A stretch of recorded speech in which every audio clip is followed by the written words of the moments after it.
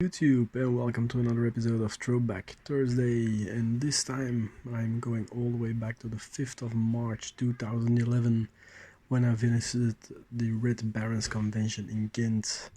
Now, it was a yearly trip to the small but extremely cozy convention in Ghent from the Red Barons, which had about 10 traders and 20 games. So for me, those shows were back then even blissful to the past, when shows and conventions used to be smaller regional affairs with art, foreign trader or club. That year, once again, I had the opportunity to spend a heap of money, clocking out around 200 euros in the end, but not bad for a small affair, and get some wacky ideas going and meet up with some familiar faces as well as adding some fresh ones.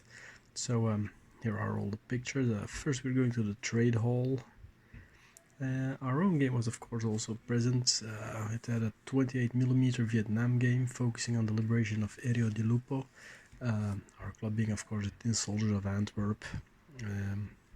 There were a lot of nice games present, eye candy galore for the budding plans forming in my mind. My personal favorite was this colonial game, a fictional scenario in which King Leopold II of Belgium and his mistresses were visiting a settlement at the wrong time.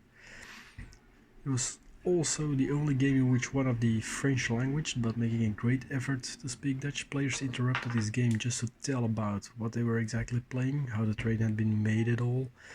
Bit pity as this is more the exception than the norm on conventions those days.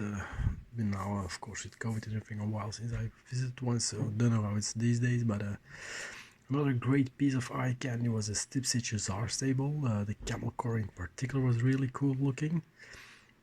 I know back then paper terrain was a trend catching up, though I admit it looks cool. It just didn't do it for me, especially not compared to normal terrain.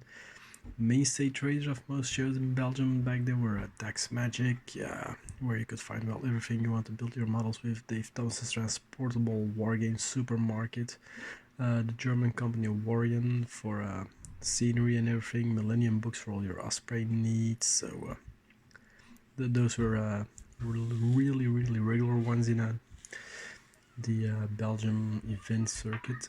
There were also some traders from France and Wallonia provided a range of everything, while the game store from Antwerp was there with some discount boxes. A personal winner for me this year was a bring and buy. A really great deals at ridiculous cheap prices are to be had there every year again, basically. My top find this year was a bag of almost 100 Metal Foundry Saxons Franks infantry, who will join my ranks of Hibernians for war generation battles for a full 50 euro. And then for the remaining gaming tables, I forgot one of the 15mm Napoleonics, but they weren't set up at the time when I was doing my personal walkabout.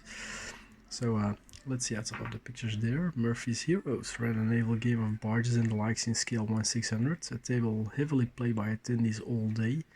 The Witte Reader brought along a 6mm World War II Flames of War game.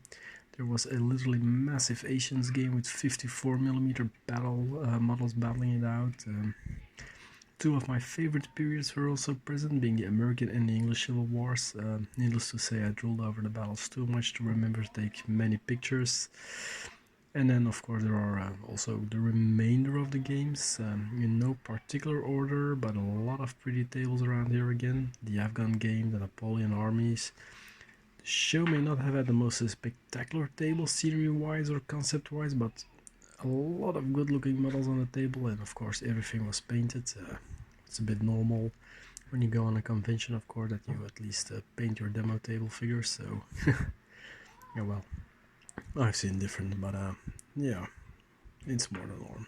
So it was a highly enjoyable day. The only downside being me and my cheese for brain forgetting my jacket on the venue. Maybe I'll see it again.